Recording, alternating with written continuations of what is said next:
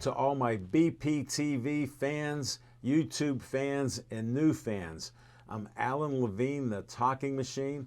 I'm doing my 24th The Talking Machine show, and I have a great, interesting guest, and I'm going to let him introduce himself to you right now. Hi, my name is Alan Povanda. Okay, Alan. Hey, first time ever I got two Allens on the show.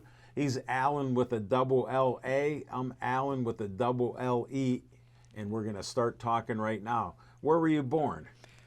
I was born in the French Hospital in New York City French Hospital, in nice. 1940. And where's that located? Manhattan. Okay, just trying to check. Yep, I've been to New York a couple times, and it's a good place to be from. yes, I understand. My grandfather was from New York, and his family actually came from the Ukraine. They emigrated from the Ukraine many years before that, in the 1800s. My So- father was from Czechoslovakia. Nice. We got to watch that neck of the woods. Right. All right. So, where did you grow up? I grew up in Turtle Creek. I went to In Turtle. Pennsylvania. Yes, Turtle Creek. I got to mention it. I know the area. I had Yeah. friends that lived there. Yeah, we lived on Railroad Street. Okay. And There's a bunch of them in communities. Like I know one in Bridgeville. So, went to Gilmore Grade School and then on to junior high, Wilkins Junior High, and okay. Turtle Creek High School. Nice. Did you play any sports or anything? I played golf in high school. Okay. And what were you studying in high school? Anything that would help you in the future to go to college or anything? No, when I finished school, I actually went to hairdressing school and got my license as a What made you do that? good friend of mine. We had grown up since fourth grade, and we did pretty much everything together. Yeah. And so we became hairdressers and worked in Squirrel Hill for a while. So you actually became a hairdresser Yes. as one of your first jobs? Yes. Did you have any jobs as a kid or in high school? Oh, I started at like 11 years old Doing what? working as a caddy on the golf course. Nice. And then that was at Edgewood Country Club. I'm familiar with it. And then worked in the kitchen, food service and preparation and dishwasher. And So you had an open mind. You weren't afraid to try anything. no. Understand. And we joined the Navy. My What friend, made you do that? we wanted to see the world, Okay. really. And And what year did you join the Navy? well, I was in 1960 to 66. Okay. So I saw Thank you for your service. 30 countries. You saw the world. Yes, from Pompeii to climbing Mount Vesuvius to the Caribbean to the end of Vietnam, Yeah. up to the Black Sea, and all through the Cuban Missile Crisis. Right. Wow. Which is- Can you tell me a good story from the Cuban Missile Crisis? I will tell you the truth about the Cuban Missile Crisis. All right, fans, you're hearing it first time here. It'll roll your socks up and down. All right, lay it on us. I came home on a weekend liberty from Norfolk, Virginia. I was stationed on a DDR 835 Charles P. Cecil. Okay. It was a radar picket ship. I needed an explanation. Thank you. And I came back on a Sunday night, and all the way back to Norfolk, it seemed strange. Something was missing. The highways were different, and we got to Norfolk, and there were no sailors on the street. I got back to the piers to go aboard my ship. Yeah. No ship. How could that be? That's when the President Kennedy set out the blockade. So my ship was gone. It sailed with a skeleton crew. Wow. I reported to the receiving station, and from that point, in the next few days, was put on another ship out to sea, transferred by High Line from ship to ship. To get to your ship. to get to my ship. And then we were actually intercepting any ship headed into Cuba. Sure. Hence the blockade. We wore an armband and a .45 automatic. We went aboard the ships. If they had any kind of armament, How many did you go on? we turned around. Several. Okay. And we were following and pursuing a submarine that was a nuclear-powered submarine that came to the surface. I was a gun captain at that time. And we manned general quarters, went into the gun control, and we trained our guns on this submarine, Russian submarine, Right. That's a nuclear-powered one. nuclear-powered missile. Right. And we were there at battle stations for many hours. And we got the command from the captain. He said, I want you to turn the guns 180 degrees in the opposite direction, which we did. Even though I heard the command, it was like I didn't believe it. I couldn't imagine Why did us that doing even happen? Why? Why is it happening? But we did. And so afterwards, the submarine submerged. We followed it for a couple of days and lost it. 40-some years later, I'm watching WQED late at night. Okay. They're talking about the Cuban Missile Crisis. I see my captain, the members of the crew I served with. 40 years earlier, it was like going into a time machine. Wow. How about you see yourself? No, I didn't see myself. You were hiding out. I was hanging out someplace in the laundry or wherever. But I did see the captain who was on the submarine, and an interpreter and my captain. And this interpreter, through the captain of the Russian submarine, said through the interpreter, he was under orders if he was detected that he was to fire his missiles into the U.S. Wow. When the guns were turned in 180 degrees opposite, he could not follow the orders. Now I He understand. submerged. 40 years later, even though I was in the middle of almost World War III, never realized what was happening. You could have died. We all could have died. Right. Well, I meant you and the rest, not just one So- individual. That's the truth. And That's how close we came. that's how close we came back in the 60s. What a story. What a great story. And what an experience. What an experience. And you know, we can be so close to something and not really realize what's going on. So it's important we pay attention to the details. And try to, definitely. Try to. Yeah, you got to find the information. Look, 40 years later for you. Wow. Yes. So you went to all these different countries and all that. Do you have a favorite country that you went to? I really like the Caribbean, Okay. but I think Greece was a absolutely fascinating country. Did you see any of the archaeological Yes. things? Oh, the yes. Pantheon and The stuff like that? catacombs in Yeah. Sicily. Because I love that stuff. I always wanted to see it, just haven't made it. Right. I didn't join the Navy. My son did instead. Okay. Yeah. Okay. It's something that I took a lot of pictures of and Right. enjoyed every Hey, someday we site. can talk and I can see your pictures from Greece. Sure. Because I know we can talk, Alan. We All can. right, so you got out of the Navy. Why did you do it then in '66? What happened? Then I went on to school with my friend who was Dave Russell. He got interested in welding, and I joined him. We went to Schwab Technical School, and we learned to weld there. Sure. And then years went by, and I became a pipe welder. I joined a plumbers union along with my friend Dave. Right. And for 50 years, we welded all over the country. You're kidding. What a job. That's a hard job, too. Pipeline, nuclear power plants, right. Now, highly I know skilled you were work. doing all this work, but you had time to start a family. I did. When did that No, happen? We were married. This year will be 61 years, thank God. Wow. So God when I bless was you both. 21, I got married. You want to shout out to your wife? Valerie, I love you. I couldn't ask for more. Thank you. Perfect wife. Thank you. And do you have children? I have a daughter, Valerie, that lives in Virginia, and I have a son who lives at home, runs the printing business that I started a number of years ago also. Wow. And what's his name?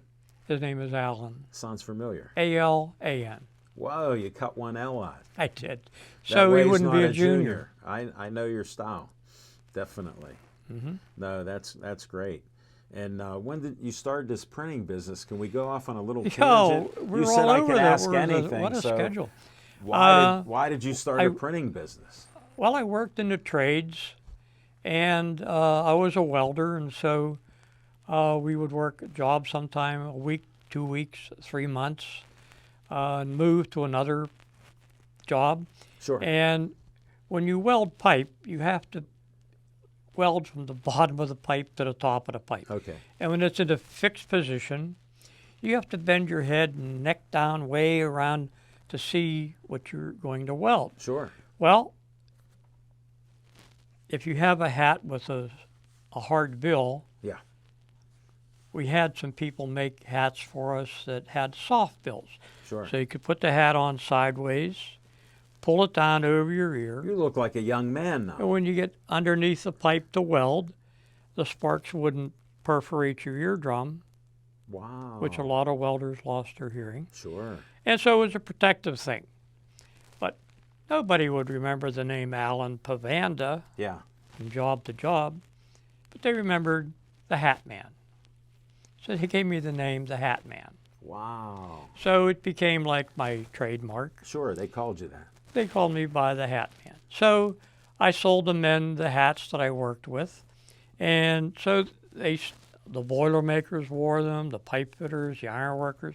Yeah. It was so great you had stuff. a nice 50 little years side ago. business. You had a side business doing this. Yeah, a little shopping bag, go to work, do the welding. Sell the And hats. so it developed from a shopping bag business Yeah. into I actually outfitted a school bus. Really? And I had all the Carhartt work clothes, and I took it to the power plants Wow. and outside the plants like at shipping port for years. Sold the clothes Get to the out. guys. You were at Shipping Port, I assume, and all the other places. My son grew up, he finished school, and I said, you interested in taking over the business with the printing business. the printing business? Because we printed T-shirts. How old was he? Oh, he just finished high school. Okay, 18. Yeah. So at that time, Boilermakers wanted their own T-shirt. The T-shirt said "Genuine Boilermaker." Had a picture of a bar and a shot glass and a beer. That was a Boilermaker. Understand. So the I Boilermakers worked wanted, with guys that tried to get me to drink it. I tried So- one, and that was it. but the iron workers, they wanted their T-shirts. The pipe fitters, everybody wanted their own trades. So by working where you did, you had a built-in business I did. with your printing. I You're did. truly blessed. That is Oh, awesome. amen. Amen. And so we did it for the plumbers and the iron workers. Whoever and was working. whoever, yeah, carpenters, laborers, everybody wanted their individual shirts. So my son said, Dad, I'm more interested in a printing business than just the work clothes. I said, okay, you're going to take it over someday, so It's yours, yeah. it's yours. So then we started printing shirts for schools and businesses and small So your companies. son grew the business with his ideas. Yes. Wow. And then we had a fellow come to us one time, and he brought us some basketball uniforms. Yeah. But he was a manufacturer of them out in Gallitzin, Pennsylvania. Oh, okay. I've heard of it. Okay. And at one time, their shop employed 500 women. 500 This is Pennsylvania manufacturing 40, 50 years in ago. the country. Right? Yeah. They made everything from infants' clothes to wedding dresses. Wow. And then we lost all that business to foreign competition. Exactly. But at that time, sports were big. Yeah. And he had a friend of his that had the licenses for all the That- colleges. That helps, yeah. So we started printing Notre Dame, Syracuse, They're big. Buffalo, every college that you could imagine Yeah. in the United States.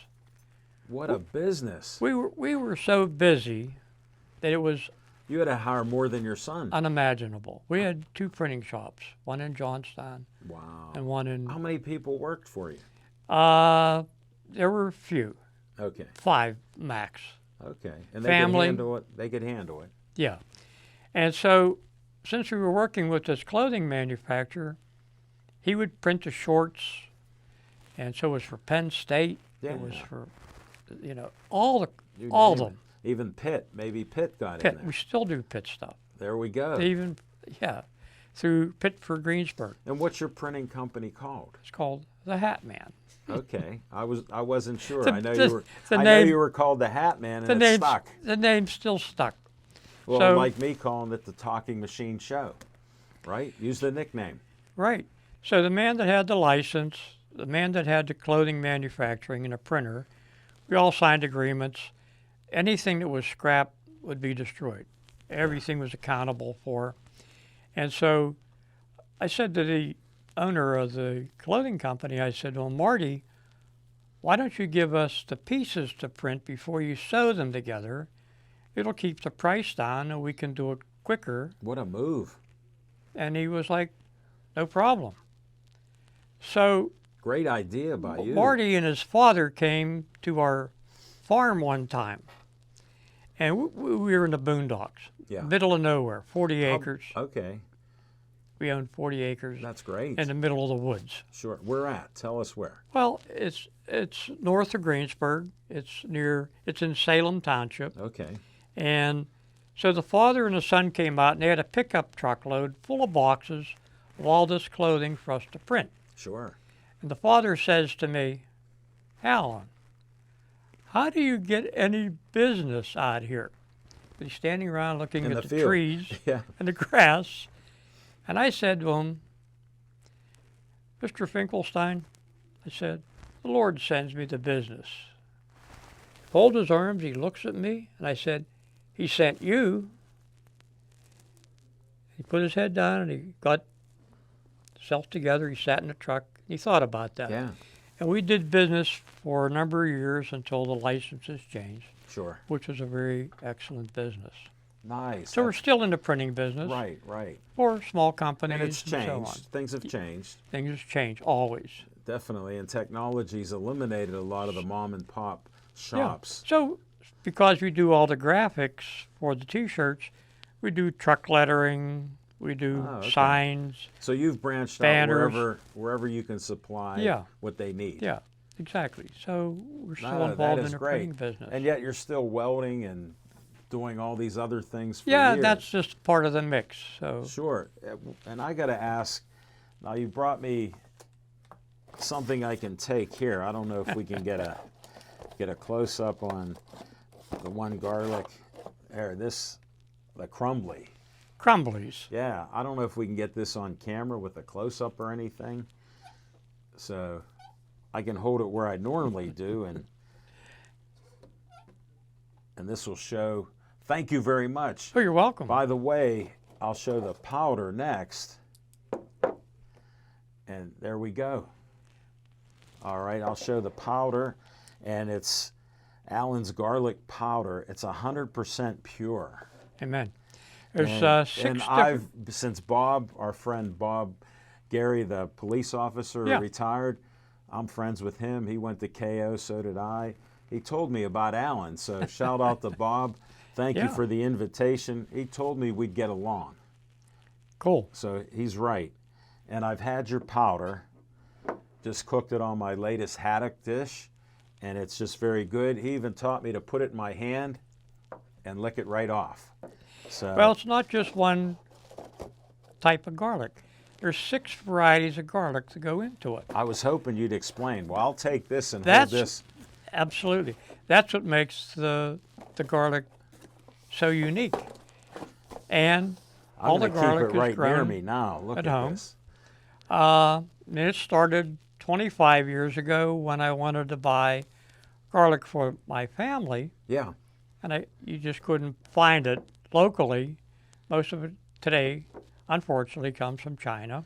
And explain what China does to save money, because Bob told me. Well, one of the things that most garlic that you buy is hard to find it fresh, and there's never any roots on it I've been buying it for years and didn't know that. because they bleach it to make it white, to give it long shelf life. Right. So you get the extra treatment for nothing. Right. So and it's not when as you- healthy for you. No. So when you grow it yourself, you know everything that we grow, I put on my own table for my own family. So anything that you would buy in a garlic line, that's what I serve my family. Nice. And what's a bottle like this cost, and how do they get a hold of you to buy it? Well, they can reach, I have a website set up. Tell them the It's name. simply allensgarlic.com. Okay. And also, I have a tech that handles that, but it's always, like, unfortunately, with most technical things, doesn't always work. Yeah. So there's a phone number that you can reach me at. Do you have a phone number you can give out? The phone number would be 724-433-1409. I've never been this old. Repeat it again.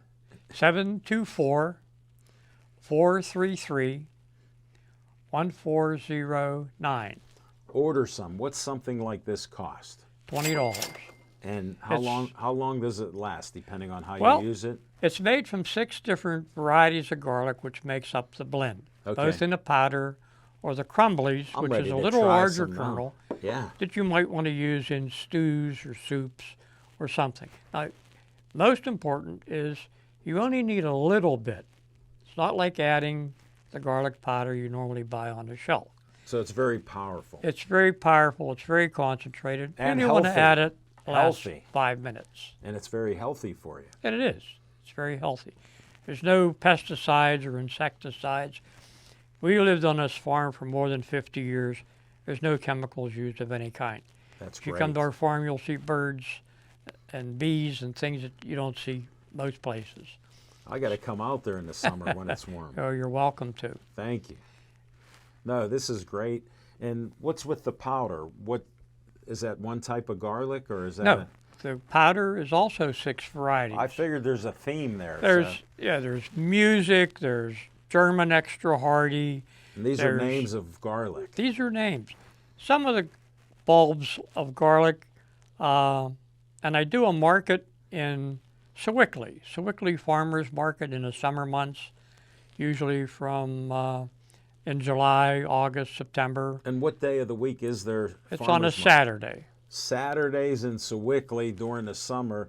Go Right. see my friend Alan. 9 o'clock till 1 o'clock. And it's always a very unique market, and you'll find really high quality products. It's one of the best of the farmers markets. There's a lot of farmers markets, but this one is, if you haven't been there, try it. It's a Saturday afternoon. You'll have a great time. Yeah, you can And not stop only by, you can say not only hello. buy from Alan, but there's others that have things out Yes. there, Yes. and he'll be there, and it's just great. We're going to show some pictures that One- he gave us. One So- of the things that I started this was, I'm not going to be here this who knows how long. My intent in growing the garlic, establishing garlic plants to grow here in western Pennsylvania, was to show young people and people who want to do this themselves, they can carry this on not only now, but for generations to come. Because once you buy good stock Sure. and you plant it and you take care of it, it'll take care of you for the rest of your life. Can I grow some in a Yes. spot in my yard? Yes, We're going to have to talk about that after yes, the show. yes. And I'm excited now. now, I have to tell you this. Go ahead. About 28 months ago, 29 months ago, Yes. I came down with acute stage 4 colon cancer. And that's terrible. What a diagnosis.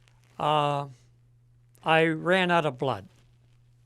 So for you young guys, my advice to you, get yourself a colonoscopy early in life.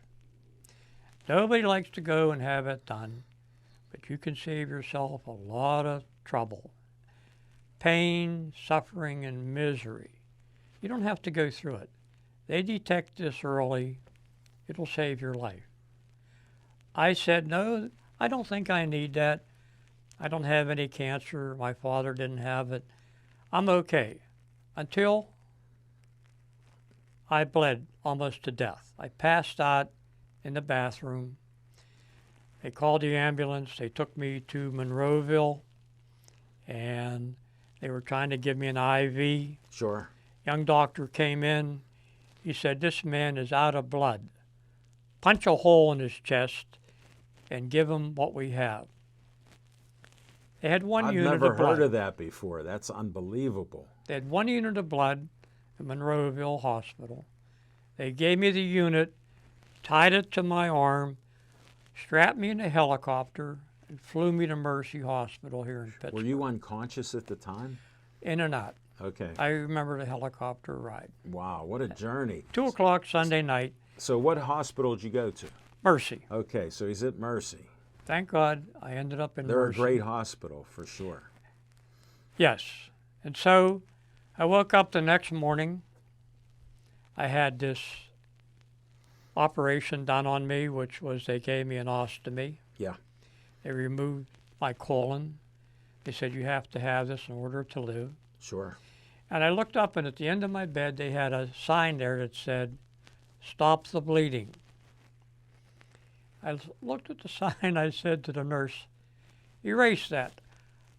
I don't want that up there. She said, oh, that's the most important thing about you. Right. Everybody that comes in looks at that first. I said, help me out of bed, I'll erase it. She said, no, you can't move. I'll do it. Yeah. What do you want me to put on a board? I said, I want you to write on a board in big letters with an exclamation point, Jesus is Lord. She smiled. She wrote it on the board. The next day, the doctors came together, a little powwow there. They're talking, what did you do? Well, I wasn't here. I was at this place. I was on a different floor. Sure. But the bleeding stopped. They were giving me blood, but it was coming out. I spoke with my oncologist. I said to him, doctor, I said, just tell me the truth. Tell me what are my odds. Tell me Right. what I have. He said, Alan, based on your age, the condition you came here in, our best estimate is we give you 2 days, maybe a week to live. Unbelievable. But God, that's all I can say. And you're here. God is great. I'm living proof of it By today. the mercy of God, when all the chips are down and there is nothing to hold on to, call out to Him. I'm a walking miracle man only by His grace. Thank you for sharing your story. It's true. No, I'm a believer like you are. It's true. My son gave me a great kidney. Oh. Just had my exam 2.5 years. The doctor said, you're doing great. Keep doing what you're doing. The doctor goes, you're blessed. Amen. Amen. I go to Mercy now. I take chemo once a month. My latest PT scan showed no recognizable cancer in my system. God bless you. So it's a maintenance program. Thank God they saved my life. God saved my life. So I'm grateful and thankful. On that inspiring note, I hope this inspires all of you like me. And Alan, thanks so much for being a great guest. And you're still alive to tell Amen. us God has truly blessed you. Amen. And Thank you. stay tuned for my next show, the 25th. It'll be coming up in a couple weeks. And thanks for all your great comments. Keep watching the Talking Machine Show.